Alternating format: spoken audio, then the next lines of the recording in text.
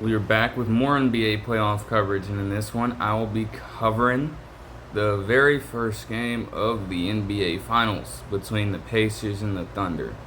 Now, again, coming into it, at this point, I'm going to sound like a broken record, but as I've been saying, it is literally a perfect matchup between these squads. Both of them excel at dictating the pace, albeit in different ways. Both of them excel at creating fast break opportunities and points off of turnovers for their guys. And honestly, both of them are incredibly deep, to where even if their superstars are struggling, they have ways in which they can get back into ball games through those other players. But obviously, we don't really know what to say about both teams in this setting. Iterations of these teams that have never reached this point before. These are literally the highest stakes of the season. So, they were going to have to put it all on the floor for the very first game to at least lay a foundation down, right? Let us get a glimpse into what kind of chances they have in this thing. And let's just say that for the Pacers standards, it was looking incredibly bad. Now, I did not end up watching the first half at all, but I was tracking it consistently. Now, things didn't really get too out of hand. I mean, they did go up by around. They never really took a crazy 20-point lead or anything in this game, the Thunder. But the Pacers could not find any offense. I mean, the OKC squad, they were able to, counter a few of the shooting opportunities that the Pacers had gotten, because granted, you have one of the worst three-point shooting teams generally in the Thunder going up against a team who was the best postseason squad in terms of efficiency from deep. They were matching up with that a little bit. But where this game truly had separation was in the turnover department. Because I shit you not, by the end of the first half alone, the Pacers already had 18 turnovers. And they got themselves into even more trouble to start out the third quarter with a string of just really bad turnovers. Whatever kind you can think of, they were doling out. Whether it was just bad passes. Tyrese Haliburton had 3 with a couple steals from Lou Dort, which again, in that case, I mean, hey, the Dortcher chamber is real, and I guess Jay Williams wasn't necessarily wrong with what he said, although he certainly could have phrased it better, right? This is probably the most physical defender that Haliburton would have to face off against in these playoffs. So it's definitely going to get a little handsy. It probably got him out of rhythm, and Dort was able to just take away some of those opportunities. But so was Alex Caruso as well. He's the usual suspect here. He's obviously had experience in the finals as well. And those kinds of opportunities led to sequences where he could just leave fast break opportunities. And on one specific play later in the game, he would find himself getting one, just getting out in transition, and even getting an and one opportunity. So things like that kept them at bay early on. Not even just bad passes, but also offensive fouls when it came to illegal screens or just off-ball fouls on that front. And then also, I don't think they necessarily gotten any shot clock violation. But again, they were forcing them to try and milk off as much time off of the shot clock as they could. And that's the key against a team who is very fast like Indiana is. They want to get a lot of their shots up much earlier if they can. And by consistently forcing them to play the long game, it worked into the Thunder's favor. So by that point, they had an advantage of 18 turnovers forced by the Thunder compared to just 4 given up by the Thunder overall in just the first half alone. still, with the amount of shot making that they accrued over the course of this time, because it took a little rally at the end of the second quarter for them to get themselves back into it. But they were right back. They were still in the fight. It was a 12-point ball game at that point. It wasn't too far out of reach. I missed a little bit of the third quarter, but I caught most of the third quarter. And they started, at least just a little bit, to plant the seeds of slowing them down. But these turnovers again, especially early on in this stretch, they continued to be their undoing. And the interesting thing about it is that when it came to scoring opportunities off of these turnovers, by a certain point of time, as the turnover amount reached upwards of 20, the Thunder still only scored like 9 points off of those turnovers. So they weren't even making a lot of the opportunities. The Pacers defense, I guess, was doing a decent job on defense, although in the third quarter as well, the Thunder were able to go on a few spurts and even get the lead up to 15 because they just allowed themselves to get exposed in the back door. Like, there was a situation where Chet Holmgren is just able to leak behind the entire defense and get a free dunk. Even if he was contested, the guys who were probably contesting him at that point would have been Andrew Nembhard and Aaron Nesmith. And that's still, while they're good defenders, all he really had to do is dunk over him in that moment, because he's got the clear height advantage. Miles Turner should have been in there somewhere.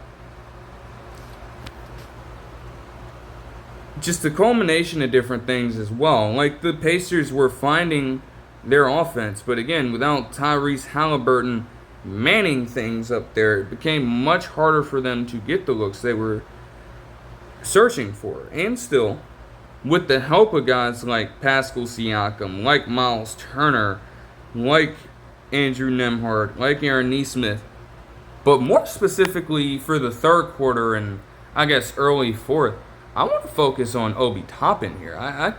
Can we just talk about this? I was surprised with how he played. You know, he did a solid job defensively, but offensively, you know, he's typically, as people have stated, he's a good finisher around the rim, and that makes sense with his athletic build.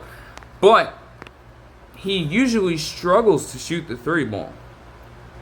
Even if he's gotten improved a little bit from there, it feels to me like he's still struggled, and yet in this game, he had a great showing.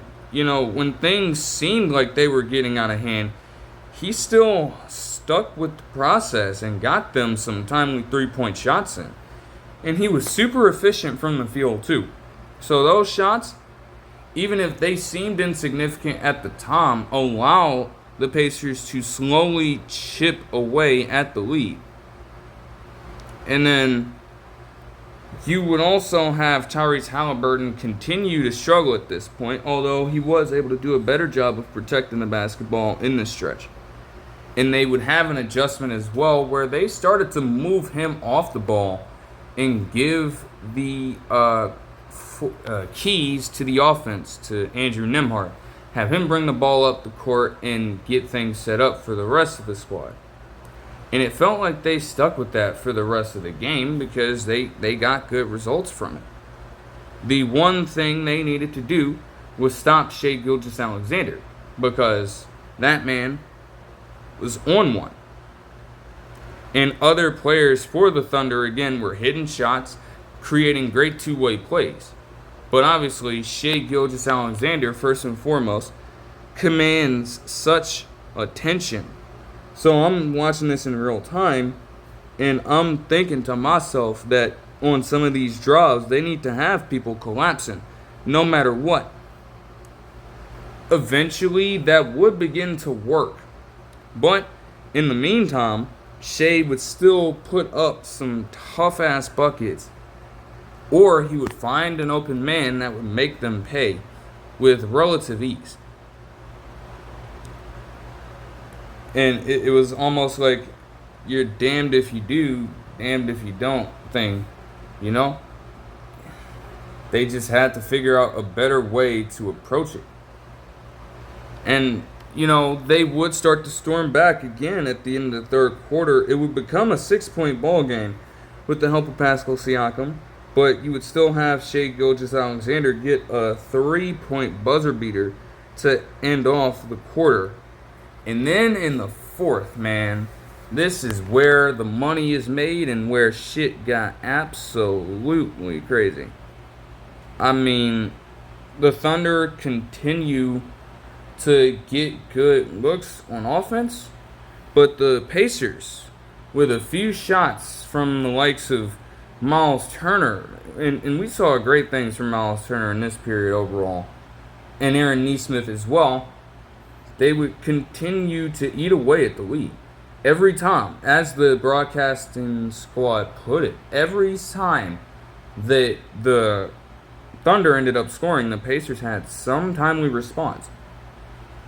And granted, some of the three-point shots they ended up hitting were tough. Like Miles Turner later in the quarter, as the game got even closer, ended up hitting a damn three-pointer off the glass from the side of the corner. A very difficult shot, but apparently for a stretch five like Miles Turner, we suppose not. And not to mention, that literally came off a step back with Holmgren trying to contest him as well.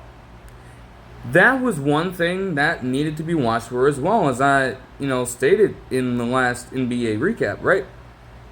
Who was going to eventually play up to their abilities? Was it going to be Holmgren? Was it going to be Turner forcing the other's hand? Who was it going to be?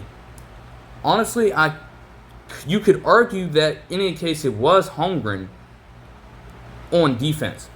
Apparently, he had been struggling throughout the entire game, and, when I detail what he had done, it doesn't necessarily paint a picture of him doing incredibly well on offense. But at least on defense, he was able to deter a few shots like he typically does, and he gave Miles Turner a lot, and I mean a lot, of torture down low, so that he couldn't have a major effect on the game from that stretch. But as the game continued to go on, and especially in this fourth quarter, Miles Turner started cooking that man in every way, shape, and form. And ultimately, that provided them with a lift that they so desperately needed.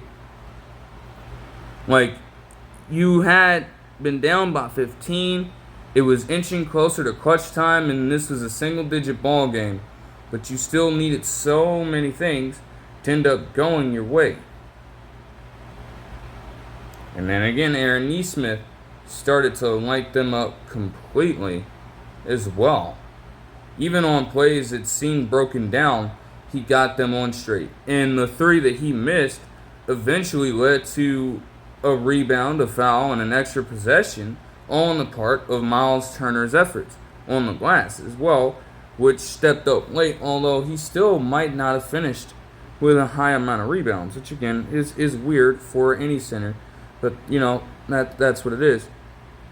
You can't necessarily worry about that all the time. Also, when we get closer to clutch time, the Thunder start operating a little differently.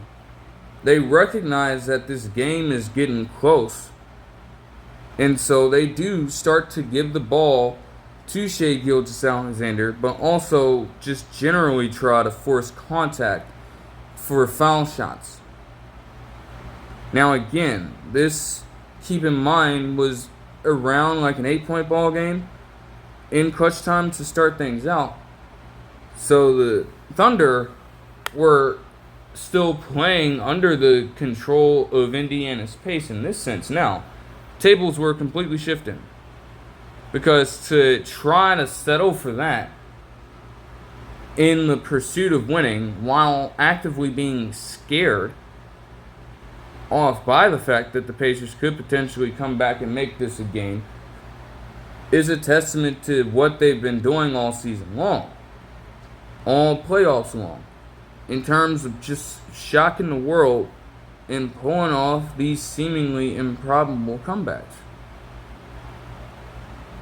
But the Thunder were, at least for this time, determined not to let it happen. So they start getting a few fouls in a row that allow them to steal some time back, get themselves re-energized, and continue to extend an advantage in terms of how this game was going.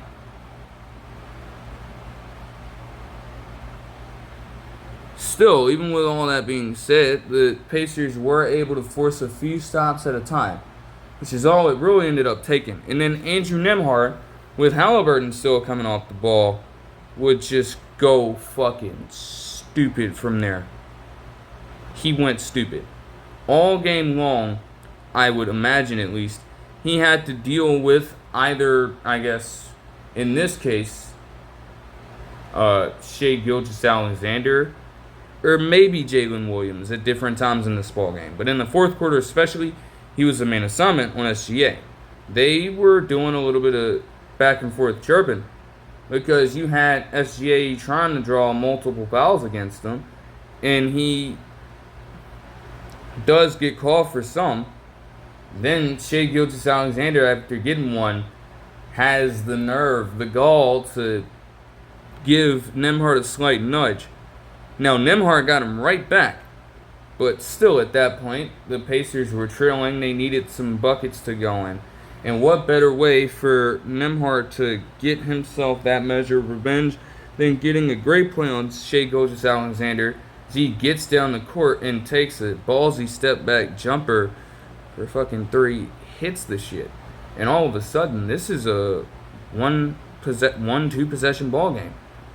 I think it was a 5-point lead as well. Anything is possible, as we've seen with this team. And then the Pacers would continue to hold the Thunder scoreless during this time.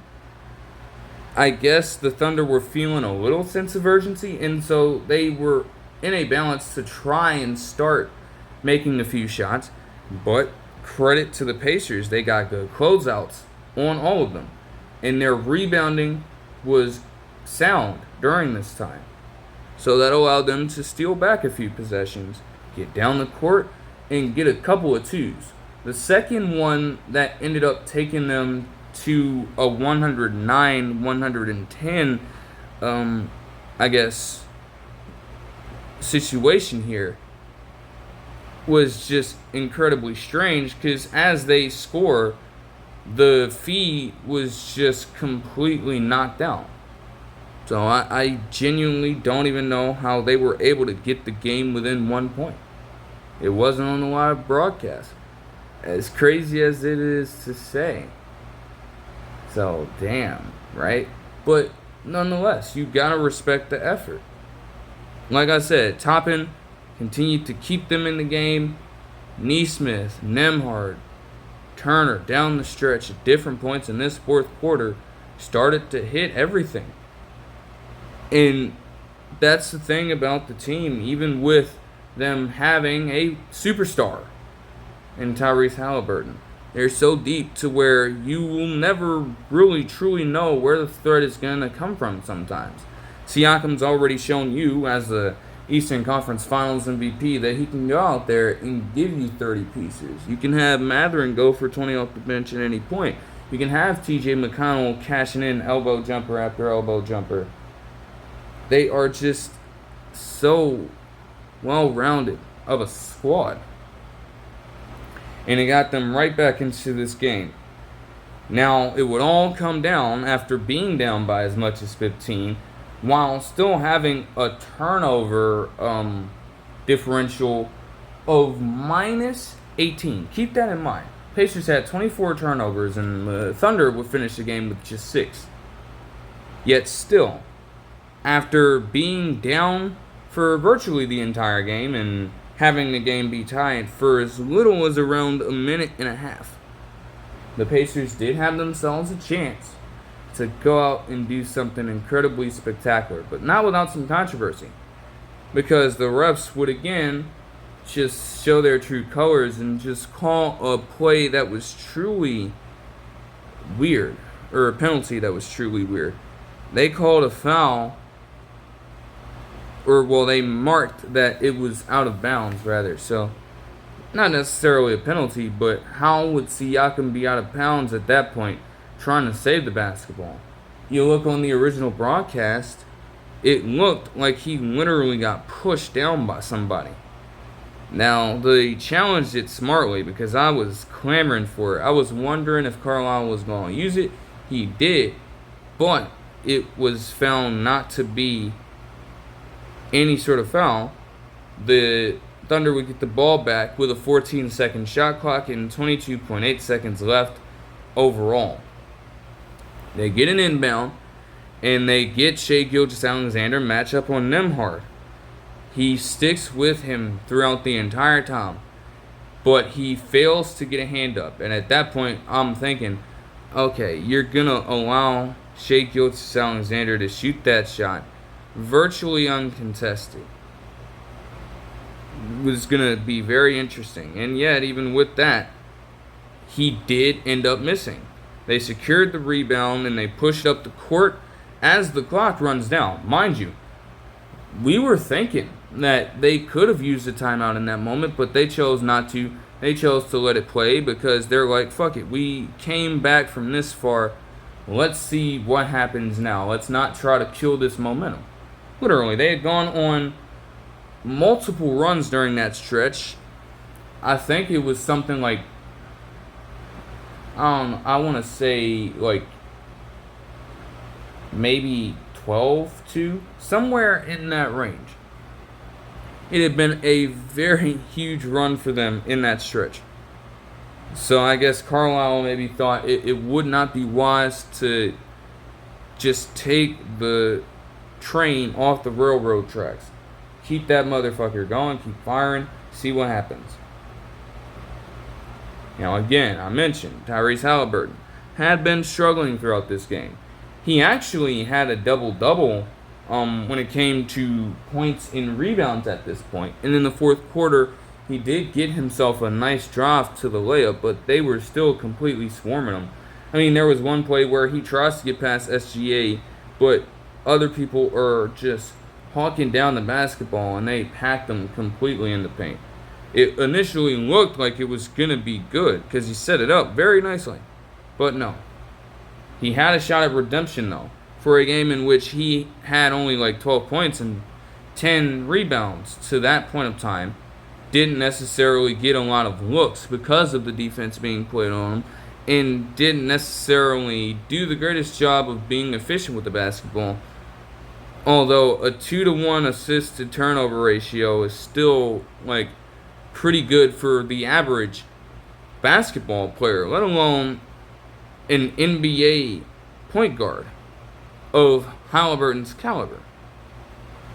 He takes the ball up the court, though, and gets himself near the wing where he's being guarded by Cason Wallace. They try to create a little action to give him some space to work with, but Wallace still recovers enough to try to contest the shot. And Haliburton rises up from literally above the right elbow of the court for a deep-ass two that cashed the fuck in. Just like that, with literally 3 milliseconds left in the game, the Pacers would take their very first lead of the game. Despite being down by an amount of 18 in turnovers overall. Despite trailing or tying for pretty much the whole game. Despite Shai Gilgeous-Alexander having a 35 piece while Haliburton didn't even end up reaching 15. And despite just everything piling up on top of another, the Pacers were just a few milliseconds away from saying that they completely did it for 4 straight playoff series in a row. Now again, this is a 6-point lead inside the last 40 seconds or so. So it's not going to be one of those extensions of that, but still, it's impressive to see a team rally back like that.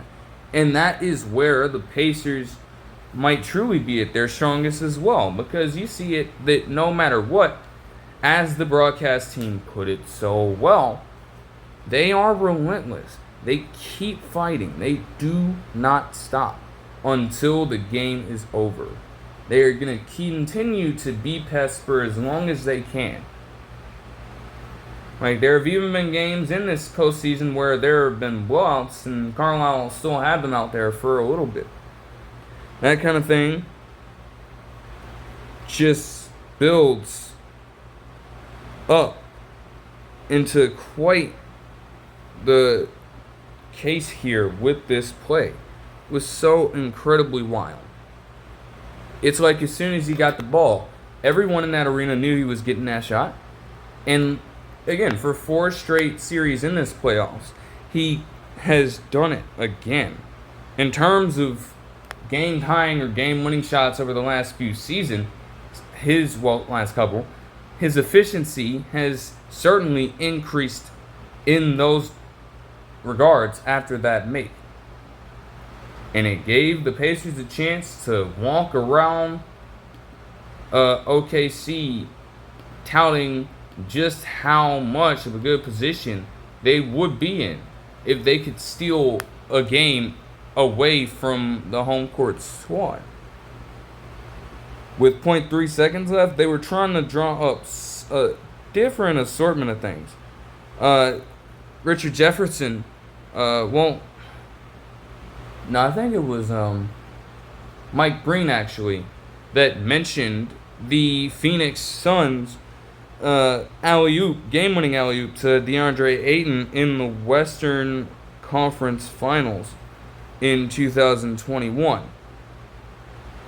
And it felt like they could do the same thing here, although the Pacers decided to bring in their tall lineup as well, because again, with guys like Holmgren and Hartenstein holding down the fort, the ball would be going to either one of those two. And let's just say that they tried to get in the ball to Chet Holmgren as he's leaking backwards, but so many bodies came towards him that Shai Gilgeous-Alexander had no choice but to pass it over to Isaiah Hartenstein, who couldn't get a proper shot up as everybody just swarmed that area completely, took away all other distractions, and ended up winning the game 111 to 110. What a fucking doozy. It's just incredible to see. The one thing that I would question from OKC is that, again, I just don't know why they would shift their game plan like this to consistently settle for the free throws and not just try to play the slow game in terms of making them wear down completely. Like, yes, drawing fouls is one thing, but it continues to aid the Pacers as well in that moment. I mean, it's one thing to physically wear them down with guys like Shai Gilgeous-Alexander and Jalen Williams and Chet Holmgren even, who again should have definitely played better than just contributing 6 points on 2 of 9 shooting from the field. Because that's what he did in this game. They needed way more than that. Now, again, even, looking past the stat sheet, they just needed more from him completely. He started playing out of his element, and Miles Turner just completely stuck it to him. And that ended up making a huge difference in the course of this ball game. It's one thing to do that. But again, when you find yourself out at the foul line, you give the other squad just as much of a chance to get rest, recuperate, and get ready for the next possession. The Pacers have far less shots overall on the night, especially with the sheer amount of possessions stolen from them, right from their hands, by Dortch, by Caruso, by Cason Wallace. Also, it's just tough for Cason Wallace, being a young player like that, on the receiving end of a game-winning buzzer beater in your first ever NBA Finals appearance in Game Damn 1, has got to be tough. The Thunder haven't necessarily shown to be a team that gets demoralized like that, but they are certainly going to have to continue to stick with what they were doing in the second game. You can't show defeat this early on. I mean, I guess Shea Gilgeous-Alexander alluded to that in the press conference. You can't necessarily have that going on early on because even with this loss, it's a bad look for sure to have a 15-point lead and then lose by just one on something like this on a night where you actually held Haliburton in check for the most part. But when it counted, you could not. And that was the one thing you could not let happen. It had happened to everyone else, but you couldn't let it be you. It ended up being them.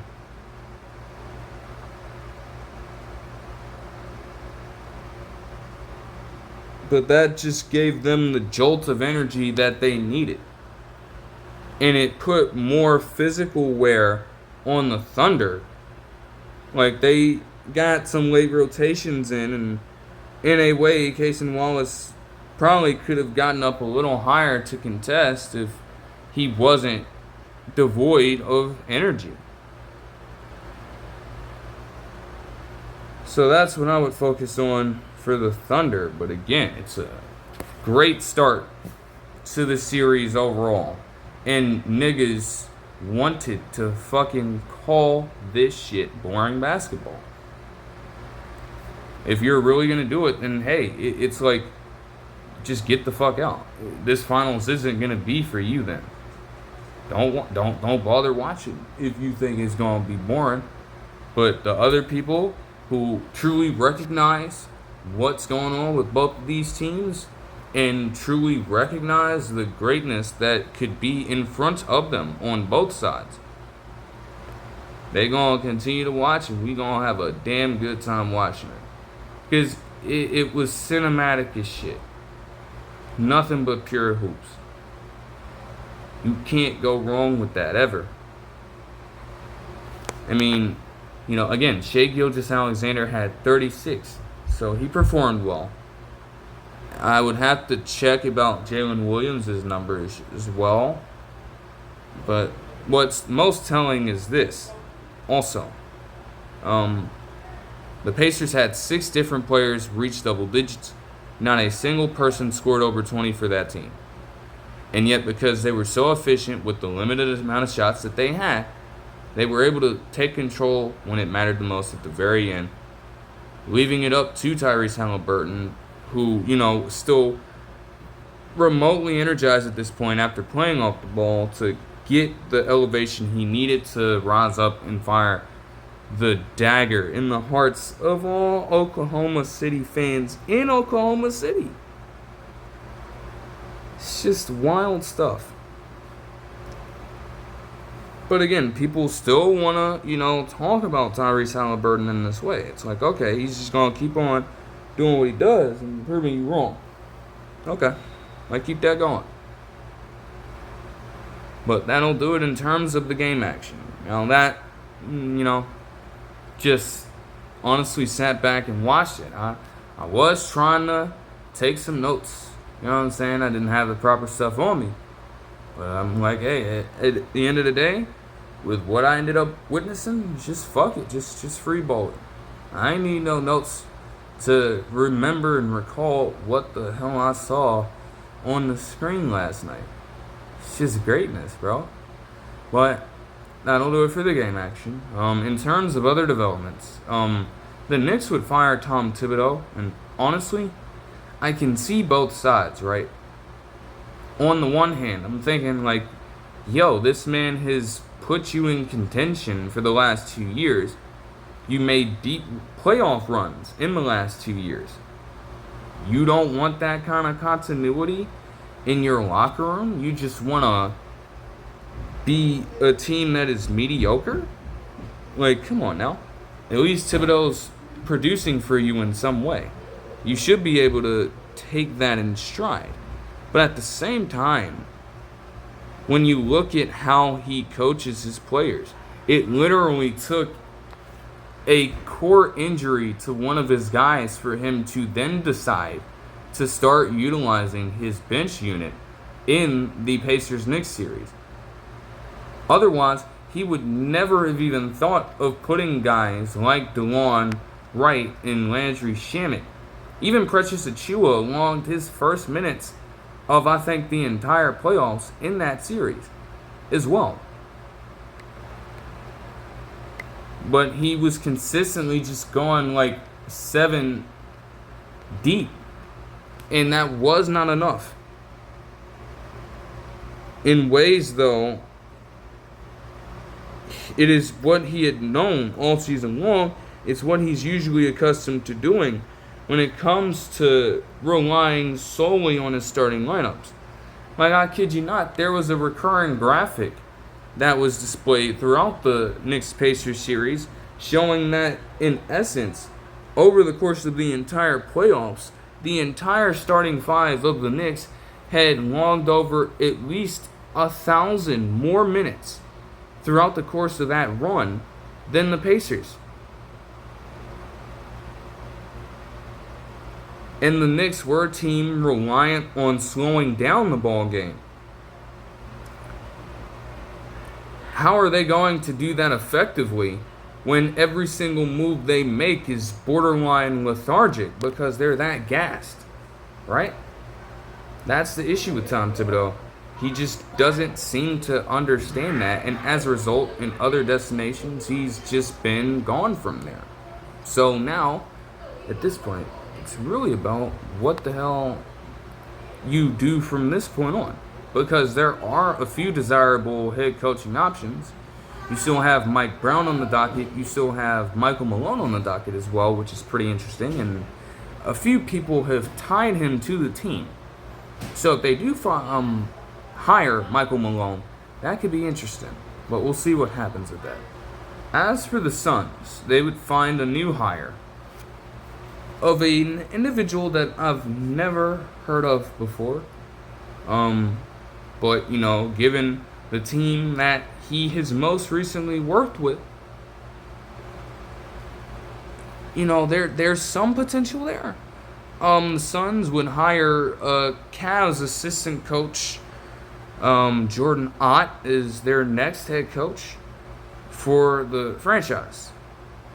And, you know, it could be a good thing. But the way I see this, you know, one of two things can happen. Because, again, Jordan Ott isn't, like, he's somewhat culpable for the success that the Cavs had in the regular season.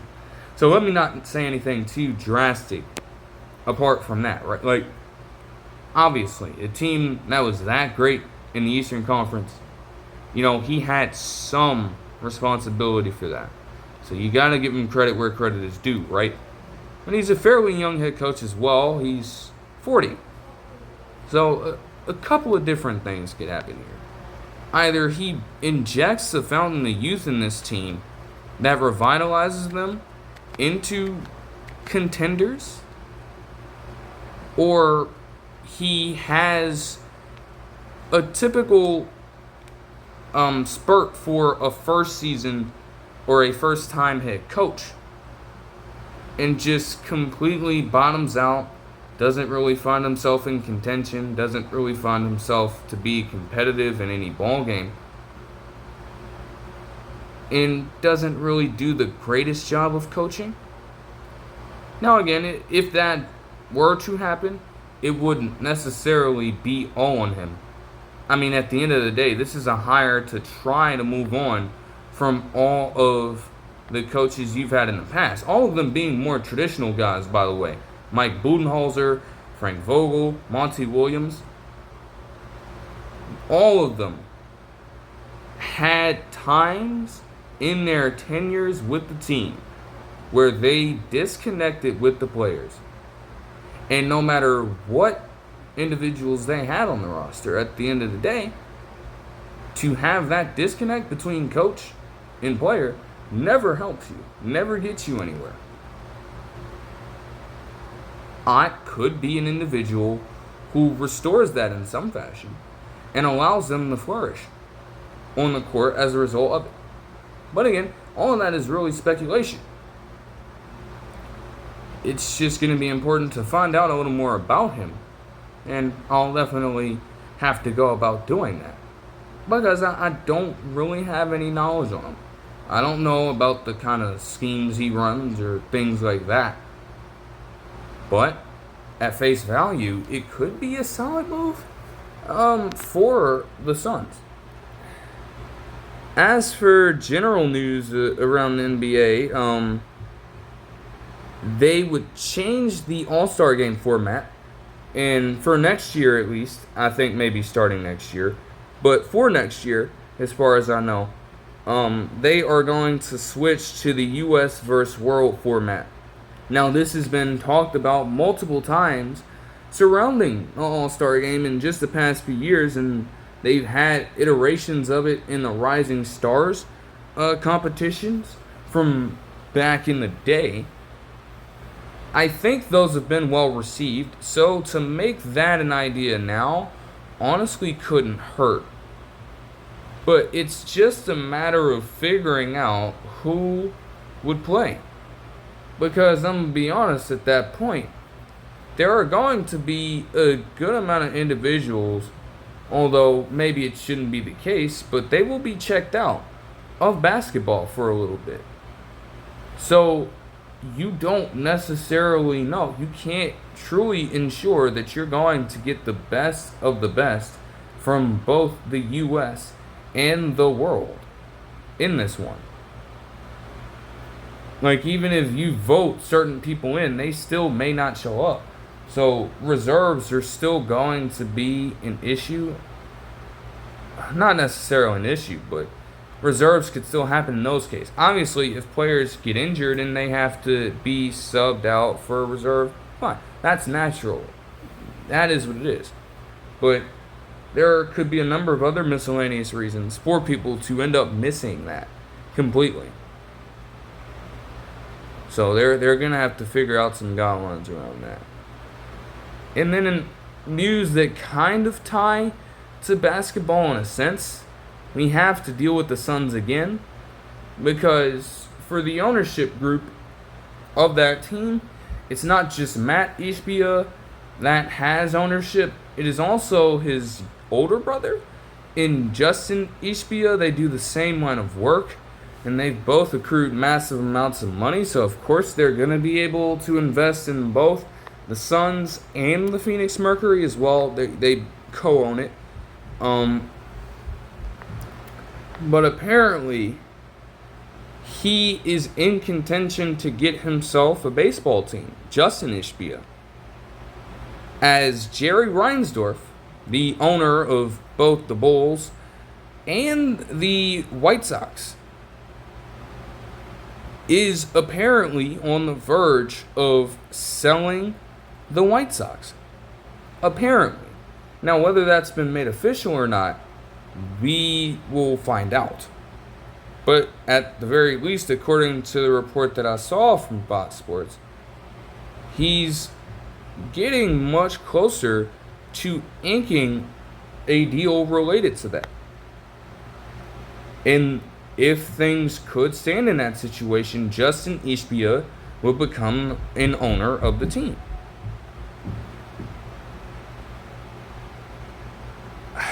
It's just tough to be a White Sox fan at that point. They already suck. They are already coming off of literally the worst year in the modern era of baseball for any team in the modern era of baseball last season. It's been nothing but a shit show. They quite literally have just been stagnant. And again, this is the thing with Reinsdorf. It's either been with the Bulls being stagnant in mediocrity, and with the White Sox, it's just literally settling for being a complete laughingstock in MLB year in, year out. They don't do much of anything in free agency, and it seems like most of their other acquisitions in free agency tend to flop when they become a part of their squad. Like, I think at a point they nabbed Andrew Benintendi from the Red Sox. They thought he was going to end up being a very good player for them. he didn't do much of anything. One of the only bright spots on that squad has been Miguel Vargas for a little bit. And even he's having a little bit of a down year. You know, Robert Jr. was injured for a while last season, and even then, they still haven't gotten too much out of him on either side of the ball. A couple of the hopes that they had in guys like Chris Sale from way back in the day, and recently Garrett Crochet, they both ended up losing out on in free agency. And now they're both gone with respective teams, crushing it. Sale obviously had gotten off to a very slow start this season. But even still, he's found his footing, and he had a Cy Young win last year for the NL with the Braves at the ripe old age of 34 at that time. So at that point, all of this just inconsistency and just suckitude has to fall back on a person like Jerry Reinsdorf. You are completely overseeing the team. You control the general manager, who's controlling all of the different acquisitions on the field and in the farm system. You see all of this going on. You do nothing about it. It would be much better for you to just move on. And honestly, in baseball, if Justin Ishbia is anything like Matt Ishbia, the way he came in and just went balls to the wall with fucking trade after trade after trade after trade in the NBA, if he is anything like him, this little thing in baseball could work out for him. It could. I can see it. You know, you're dealing with a longer season, for one. So the White Sox probably are not going to contend for anything this season either. You have ample time to get things stocked up and ready to go when it's time for you to make your move, all right? They have nothing but time to do that because they are going absolutely nowhere for the foreseeable future. But when it's time for them to start making deals, again, Justin could potentially find himself in a spot where he's just offloading a ton of people and bringing in a ton of assets. Because what you can't do is have a team that's both terrible and boring to watch. Expect Ishbia, if he does get this, to find players who are very solid. They're not necessarily going to get the cream of the crop, because who the fuck at that point would want to go to the White Sox? Dead ass. You're obviously going to have to be relying on calling up some guys in the farm system. The jury's still out on how good they are overall. So we'll see how that ends up.